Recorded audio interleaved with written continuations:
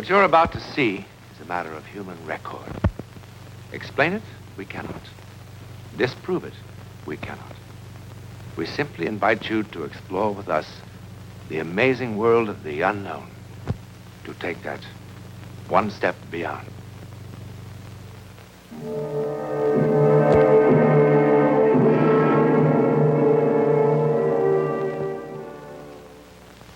What you're about to see has haunted the minds of men for 40 years.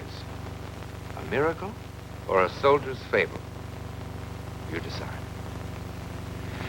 At 22:30 hours on the night of November the 14th, 1915, something happened in the war-darkened skies over Europe. It was seen by a British mortar unit here in Flanders. It was by a Russian sentry on the East Prussian front. It interrupted the maneuvers of an Italian infantry company here.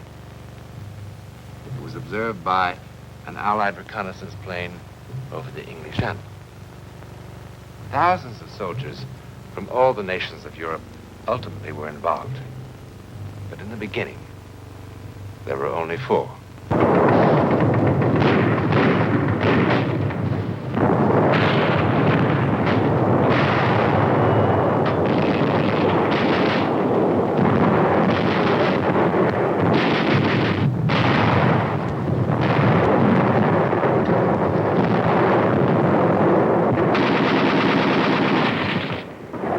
French soldiers, an unimportant patrol on a trivial mission, set out on this gloomy November night in 1915 to attack a minor mortar position, kill a few enemy soldiers, and return to its lines. Indeed, a modest beginning for what is now just seconds away.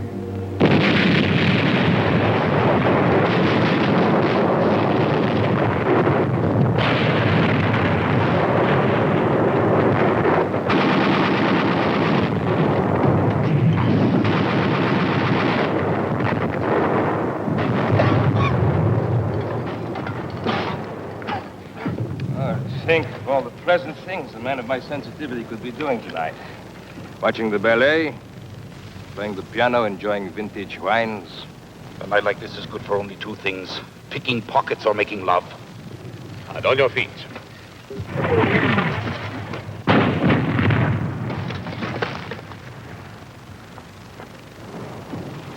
On your stomach, on your feet, on your stomach, on your feet. Oh, what an unpleasant war. Those flares, do they mean they've seen us? Probably. What will happen? If they kill enough of us, the next ration of schnapps. If we kill enough of them, perhaps they let us take a bath. It must feel strange to kill for the first time. Strange. Actually, I enjoy it. Each time I kill, I think there's one less push between me and those lovely bottles of wine gathering dust in my cellar. When's that blasted thing going to fall? Probably hanging from a parachute. Where do you see a parachute? How can it just hang there? It's so bright. Come on. Burn up. Fall.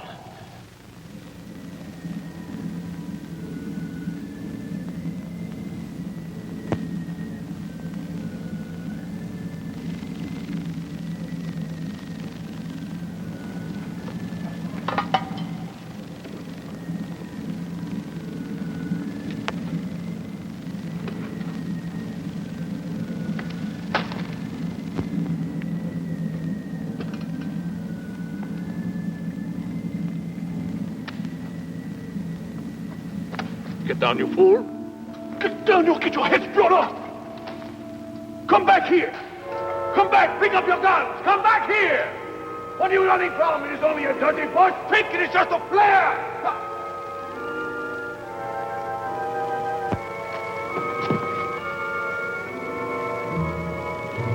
Oh, my God. My God.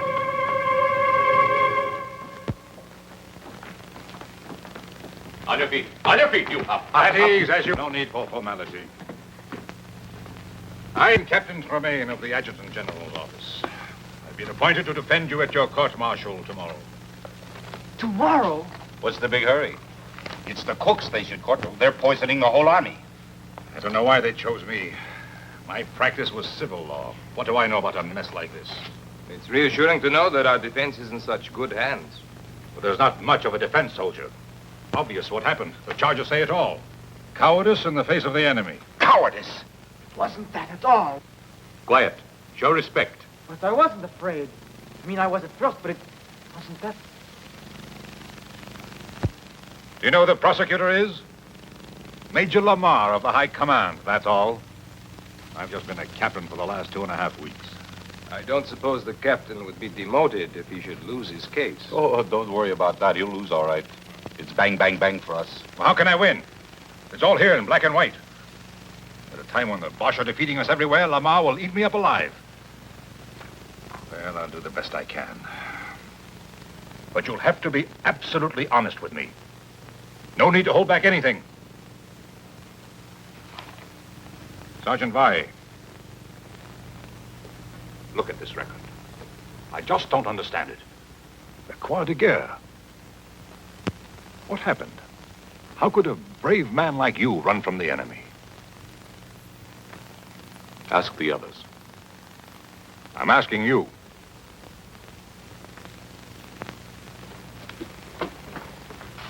Look, they're going to make an example of you men.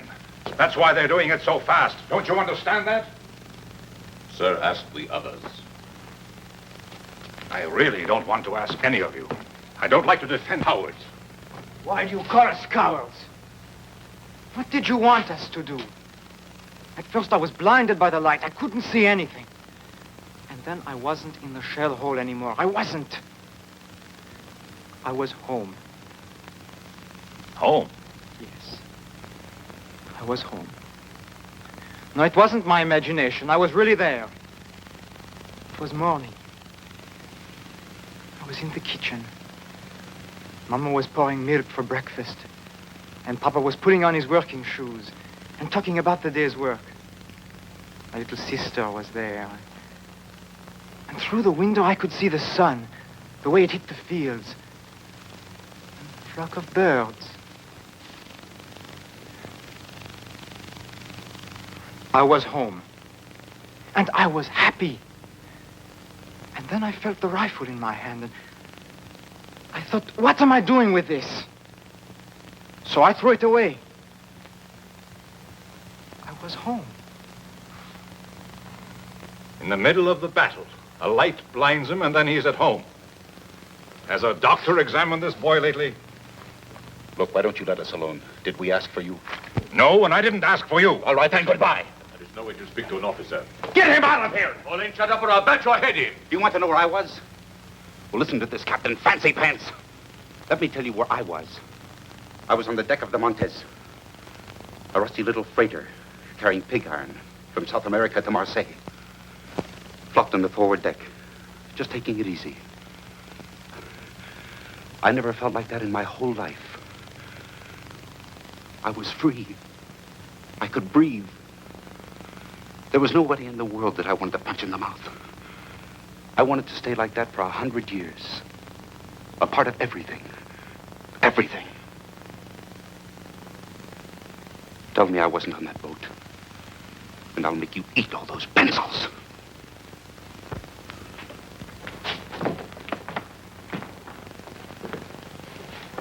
I'm sorry, sir, but what can you expect in today's army?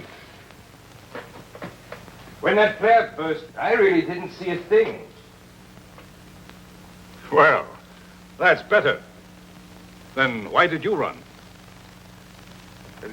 Somehow the air had changed. It had become soft and warm like summer's night. In November? Oh, logic told me it was freezing cold. And yet I felt a warm breeze on my face, and my feet were no longer cold. And the air was suddenly filled with all sorts of remarkable scents. Tangerines, night flowers, dust, the way it settles after it's been watered down. And I think even incense. The kind my aunt used to burn under her favorite saints in church. Feast of odors after the stink of war. I felt an exaltation, a love of life.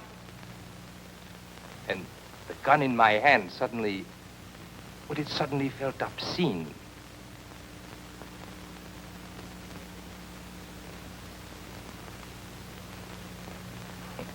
Obscene.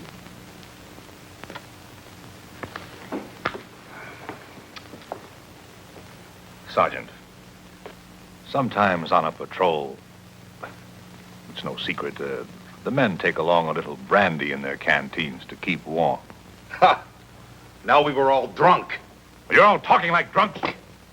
Nobody had a drop. What did you see, Sergeant?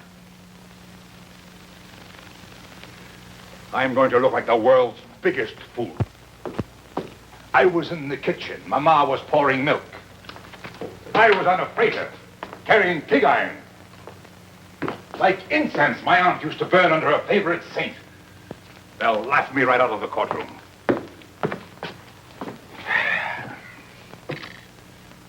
All right, let's begin again. You from the testimony of your men, Sergeant. Let me see. Ah, yes. It wasn't what I saw or smelled, but what I heard. The light could have come from many things, but not the singing. I don't know what they were singing, but it sounded holy, and it was beautiful. I started walking to where I could hear the voices better. Now, all this would be hilarious as a music hall sketch. But within the sound of enemy guns, I find the humor rather hollow. And I am more than a little surprised that the defense counsel would insult the intelligence of this court by introducing such trash as evidence. It's what the men told me. And what does the sergeant say? What did the sergeant see, hear, or smell? I heard the Bosch cannon and machine gun. I smelled, well, there was a dead body in the shell hole. I saw a flare that lasted a long time. Have you seen no other flares that lasted a long time? Not like this one. Maybe it was a new Bosch invention. It stayed there for I don't know how long. It was cloudy, and the flare cast shadows against the clouds. Well, at last we're beginning to hear some sense. You and your men were frightened by shadows and you ran. Is it correct? Yes, I suppose so, sir. Well, we should thank the sergeant for putting an end to all this nonsense once and for all. You're excused. Thank you, sir. One moment. The defense counsel has already questioned the witness. Just one more question, sir. You agree with Major Lamar that you and your men ran from the enemy? Well, sir, there was this shadow. You saw the shadow and you and your men ran. That's what you just said, correct? Yes, sir. Then I charge you with perjury. What else could it have been but a shadow? I am referring to this. On the direct examination, you said, here we are, we walked back to our lines. That's right. What's right? Walked or ran? If I may say so, the distinction is a small one. Sir, these men are on trial for showing cowardice in the face of the enemy. A coward does not walk. Walking made them heroes? Would you have the courage to walk across a battlefield? I beg your pardon, sir. I know that I would not have such courage. I admit I am as confused as anyone by the testimony of these prisoners. When I first talked to them, I thought they were trying to make a fool of me. And what made the captain change his mind? Nothing, but that there's an incredible sincerity about these men. It has been my experience that men on trial for their lives are always incredibly sincere. Nevertheless, I insist that the records show that they walked. That the aforementioned soldiers are guilty of having shown cowardice in the face of the enemy. And by a unanimous vote, this court condemned them to the penalty of death by shooting, as provided for by the Code of Military Justice. This court is adjourned. Right. Face. All right. Look.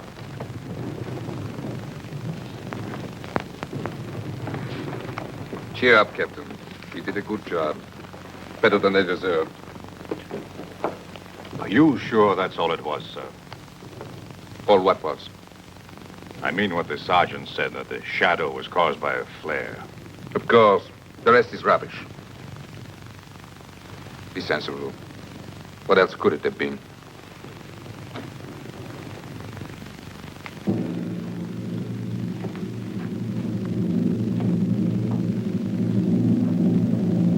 What else could it have been?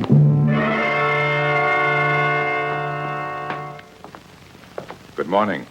Is it? It's difficult for us to tell down here. I'm going to see the commanding general and try to get a stay of execution. You don't sound hopeful. I'll do my best. I think you will. And that's most curious. Why? I'm a lawyer, that's why. When you first came down here, you wanted to spit in our eye. But in the courtroom, and now. And don't tell me you actually believe our outrageous stories. I don't know what I believe. Anyhow, while I'm in town, I could mail your letters if you wish. When do they get rid of us? It's scheduled for 1400 hours. No letters, Sergeant? After 18 years in the Army, I've nobody to write to, sir. Sergeant. Is that all it was? Just a shadow? If I told them I saw Noah's Ark passing by, would that have saved us? No, I suppose not. Oh, Captain, you could do me a favor. When you go into town, you could get me a bottle of good cognac. Something really first-rate, I mean. I would like to have one last taste of first-rate cognac.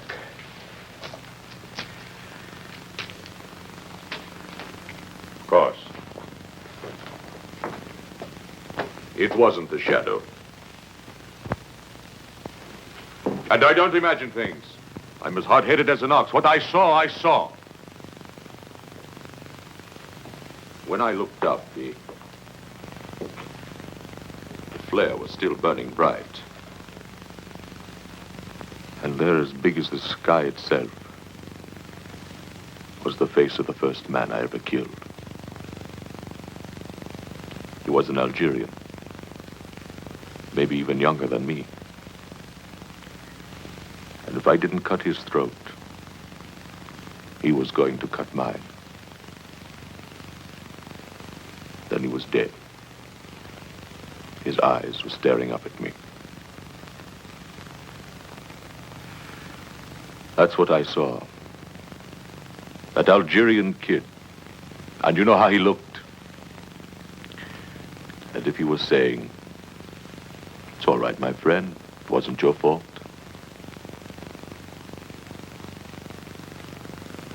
That didn't make me feel any better about it.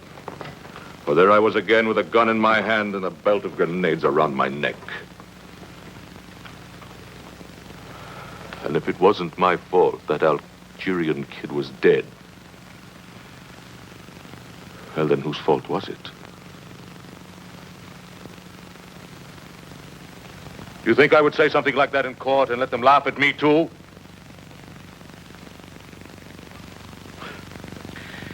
But if you were to get that cognac, well, I can still drink it, you. Better hurry, sir.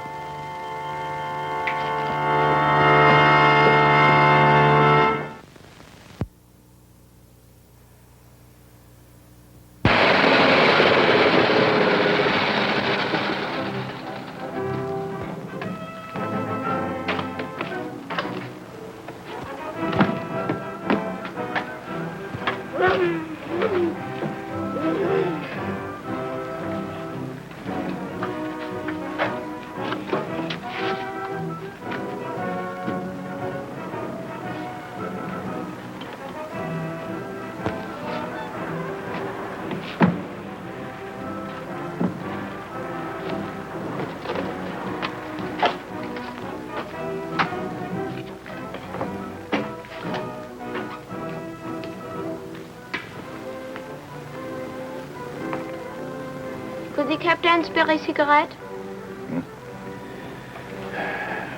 Take them all. thank you, sir. Oh, thank you. My grandfather will be so happy. You see, we are all that's left of a family of 7. I'd like to return the captain's kindness. That's all right. Would the captain like a sack of white flour? At a reasonable price. No, thanks. Or fresh butter or eggs? I have a fine Polish ham. Does the captain need any potatoes? A gold watch, in perfect condition. Solid gold. Bite it. I'm after 2. Can't be that late. 10 after 1. My grandfather thanks you for the cigarettes. Can you get me some cognac? But of course. It's got to be first class. First class cognac is expensive. Doesn't matter. I'm not bringing them anything else. Pardon? I've got to have it right away. Have to be back at the prison before 2 o'clock. Our house is at the edge of town. Get in. I'll direct you.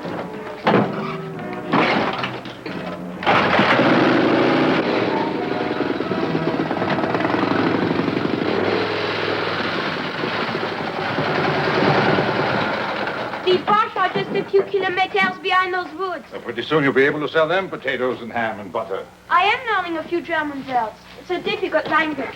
I'm sure. The cognac is in the cellar. I'll get it.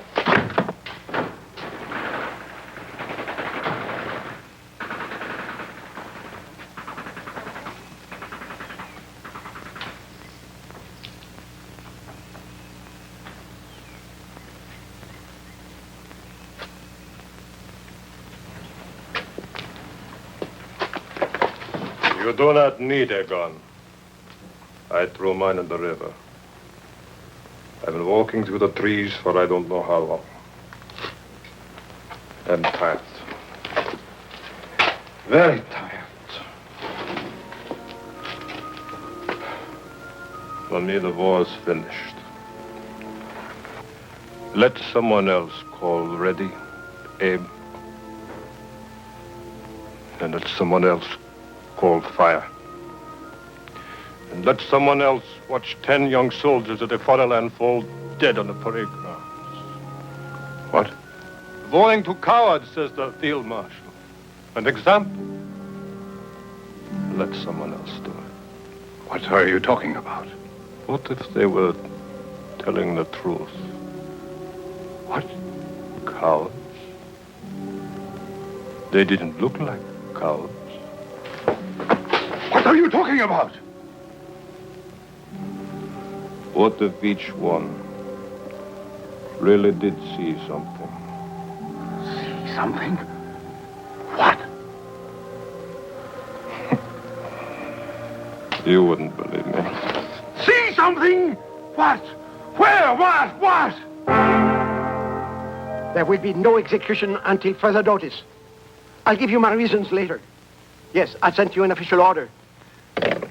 When were you meant to be executed? Sometime late today. Operator. Operator. I want to talk to someone in the International Red Cross. Someone with authority to contact the German commander of this sector. Hurry. This is an emergency. Of everything that happened, perhaps the final miracle was the chance meeting of 2 enemy soldiers because a sergeant wanted a taste of cognac. Within 24 hours, similar reports were coming in from all over Europe. Actually, no one was ever sure of what happened in the sky that dark November night. Ours is one version of the story. There are many others. But the one fact to remember is that more than 1,000 men did see or sense something.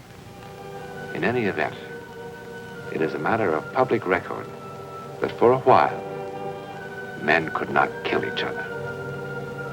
And in the end, if all else is false, that is miracle enough.